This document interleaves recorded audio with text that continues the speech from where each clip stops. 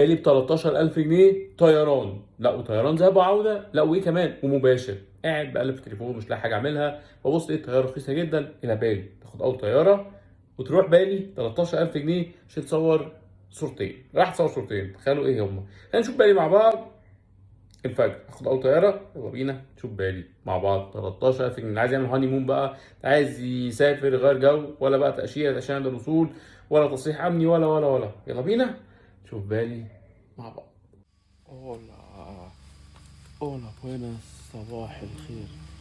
تخيل تصحى الساعة 3 الفجر، لسه الفجر.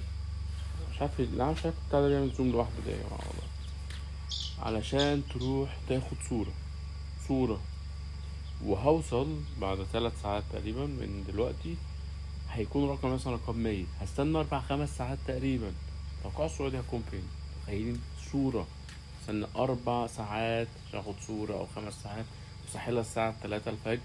وهسافر لسه ليها مشوار طويل جدا. هنشوف مع بعض نروح فين. طبعا جو في لسعة برد كده كالعادة، بالشبشب والشورت بتاعي على الصبح كده. صباح الخير من قلب بالي.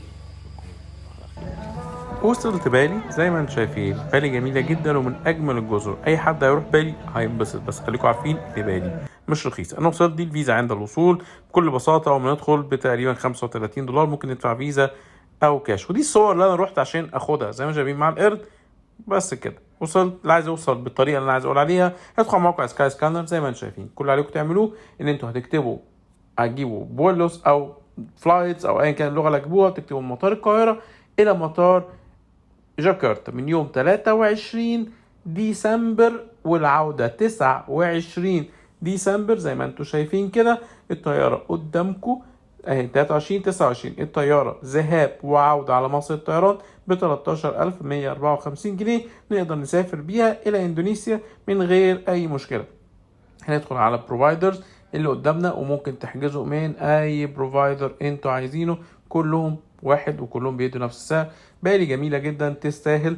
هي غالية فلازم تبقوا عاملين حسابكم. بلد فيها كاش كتير وفيها برضو ممكن تستخدم الكارت، فخلوا بالكم دايما يكون معاكم كاش على قد ما تقدروا. بالنسبة الإقامة برضو مش غالية قوي. طيب انا دلوقتي هبص على المطار عشان انا كده وصلنا جاكرتا. نطلع من جاكرتا الى بالي الجزيرة اللي هي الأساسية. هنجيب مثلا من يوم 24 هنرتاح يوم في جاكرتا ونرجع يوم 28 مثلا.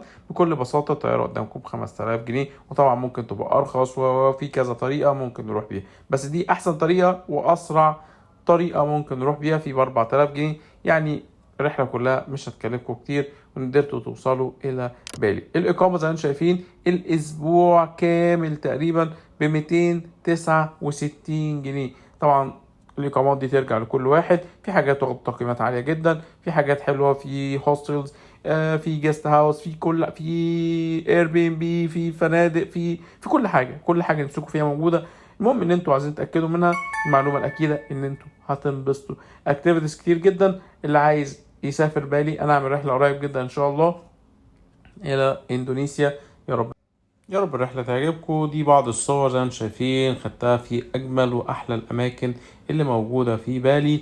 دي طبعا رايس تو راس وسوينج هيفن وأماكن كتير جميلة جدا. خدت صور جميلة جدا صراحة. أنا انبسطت. أتمنى الناس تروح وتنبسط وتشوف بالي.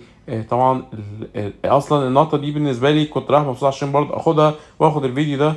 انبسطت جدا. أتمنى كان انتوا تنبسطوا ويا رب الناس من دلوقتي. وده شايفين انا في نوسا بينيدا كمان. وصلت خدت صور حلوة جدا في نوسا بينيدا ووصلت بالي. دي الصورة دي من قدام المطار، وادي سعر التذكرة قدامكم 13154 مع عادل حول العالم.